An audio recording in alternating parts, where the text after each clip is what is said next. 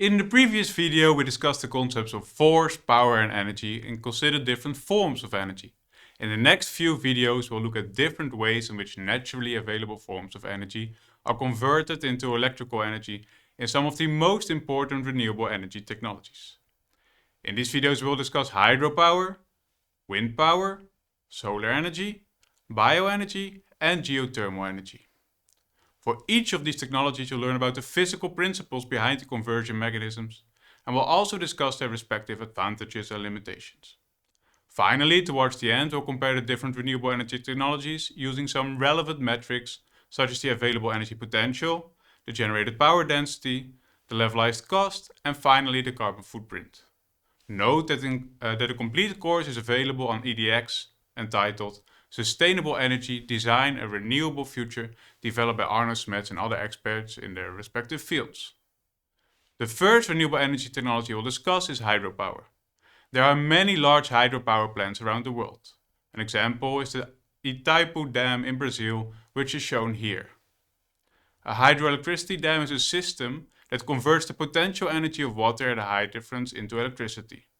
Hydropower plants are usually built next to a natural lake or water reservoir that collects the water incident on a large area. The process of hydropower generation starts with the sun.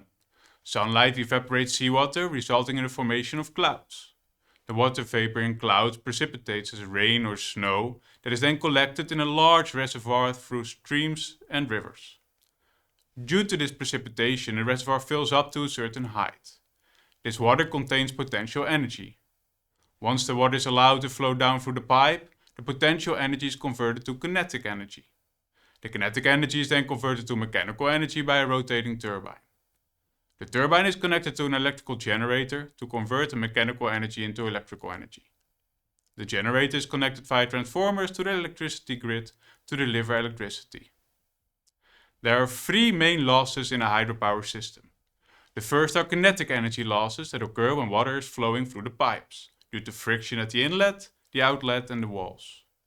The second loss mechanism occurs in the turbine during the conversion from kinetic to rotational or mechanical energy. The third loss mechanism occurs in the generator and transformer during the conversion of mechanical to electrical energy and during the transport and transformation of electrical energy. So what exactly are the advantages and limitations of hydroelectricity? One advantage is that a reservoir is basically a giant means of storing potential energy. At moments when the energy generation surpasses demand, water can be pumped up and energy can be stored in the reservoir by increasing the water level. When demand surpasses generation, water can quickly be allowed to flow down to generate electrical energy. A hydropower plant can therefore provide support to the grid and also supply a stable power output. Another advantage is its long lifetime of 30 to 100 years. Therefore, despite being large concrete constructions, a hydropower plant can have a relatively low carbon footprint. However, hydropower doesn't work without a very large water reservoir, which limits its application geographically to where such land areas are available. Additionally, such a reservoir has a huge impact on the local flora, fauna and landscape. In case of really large hydroelectricity plants, the local climate could even change due to the change in the water cycle. Next, we consider the working principles of wind energy. This is the image most people will visualize when they think about wind energy.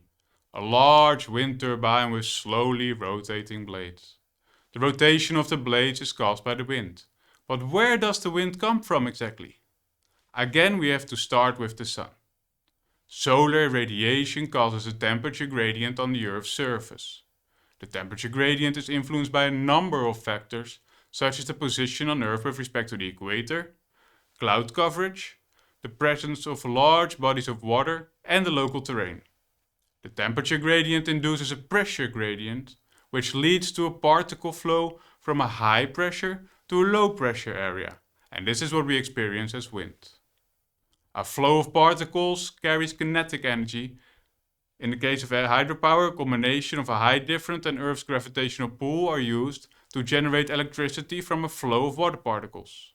In the case of wind energy, a temperature gradient causes a flow of air particles. In both cases, a turbine is then used to convert the kinetic energy from the particle flow to mechanical energy, and a generator is then used to convert the mechanical energy to electrical energy. A notable difference for wind turbines is that the particle flow is not restricted in a pipe, so certain design considerations are in place for when wind turbines are placed in proximity to one another, to prevent disruption of the airflow of one turbine for another. Finally, electronic converters and transformers are then used to make the generated power characteristics compatible with the electricity grid. The greatest advantage of wind power technology is the large energy potential.